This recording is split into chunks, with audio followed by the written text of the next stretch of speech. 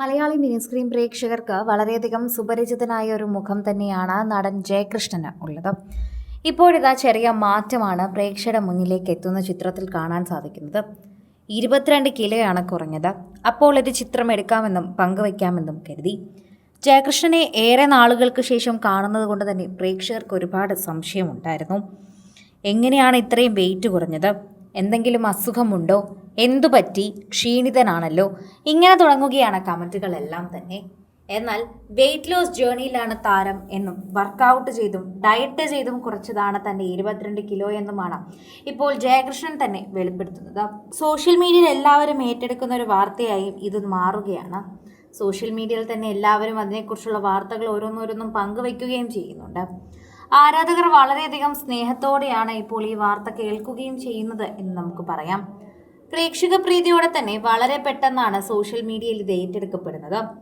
ജയകൃഷ്ണനെ കണ്ടിട്ട് കുറേയധികം നാളായല്ലോ എന്നും എവിടെയായിരുന്നു താരം ഇത്രയും നാളുമെന്നും നിരവധി പേരാണ് ചോദിച്ചെത്തുന്നത്.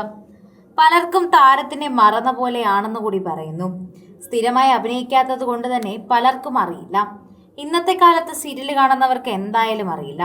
പക്ഷേ ഒരു കാലത്ത് സീരിയൽ പ്രേക്ഷകർക്ക് വളരെയധികം സുപരിചിതനായിരുന്നു അദ്ദേഹം എന്ന് വെളിപ്പെടുത്തിയേ മതിയാകൂ. മലയാള സീരിയൽ പ്രവർത്തകർക്കിടയിലും സിനിമാ പ്രവർത്തകർക്കിടയിലും ഒരുപോലെ നിറഞ്ഞൊന്ന നടൻ തന്നെയാണ് ജയകൃഷ്ണൻ. അനശ്വരനായ രാജാവ് എന്ന വിളിപ്പേര് താരത്തിന് ലഭിച്ചിരുന്നു. കാലമത്ര കഴിഞ്ഞാലും നടന്റെ രൂപത്തിലും ഭാവത്തിലും അഭിനയത്തിലും ഒന്നും മാറ്റമുണ്ടായിട്ടില്ല എന്നാണ് പൊതുവെ എല്ലാവരും പറയാറുള്ളത്. ഭാവത്തിന് അഭിനയത്തിനൊന്നും മാറ്റമുണ്ടായിട്ടില്ല എന്ന് ആരാധകർ പറയുമ്പോഴും എത്ര വർഷമായി എന്ന് കൂടി ഓർക്കണം.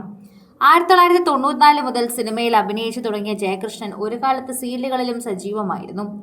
സിനിമയിൽ കഥാപാത്രങ്ങൾ ശക്തമായി തുടങ്ങിയതോടെ സീരിയലുകളിൽ നിന്നും പിന്മാറി തുടങ്ങി. അതിന്റെ കാരണം എന്താണെന്ന് ചോദിച്ച് നിരവധി പേര് ഇതിന്റെ വാർത്തയൊക്കെ തന്നെ ഇതിനെക്കുറിച്ച് സംസാരിക്കുകയും ചെയ്തിട്ടുണ്ടായിരുന്നു.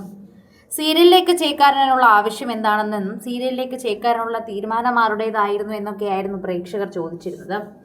എന്തു തന്നെയായാലും ഒരു സമയത്ത് നിറഞ്ഞു നിന്ന ഒരു താരം എന്ന അക്ഷരാർത്ഥത്തിൽ നമുക്ക് പറയാം.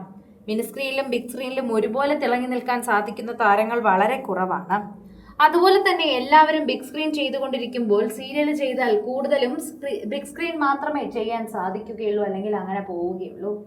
എന്നാൽ ജയകൃഷ്ണൻ അങ്ങനെയല്ലായിരുന്നു, വ്യത്യസ്തനായിരുന്നു.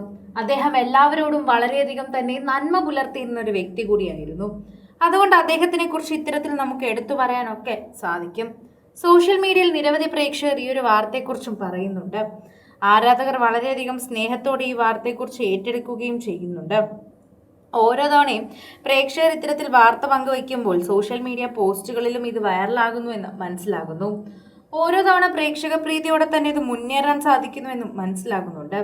പ്രേക്ഷകർക്ക് സോഷ്യൽ മീഡിയ പോസ്റ്റുകളിലൂടെ മനസ്സിലാവുന്ന കാര്യങ്ങളും പറയുന്നുണ്ട്.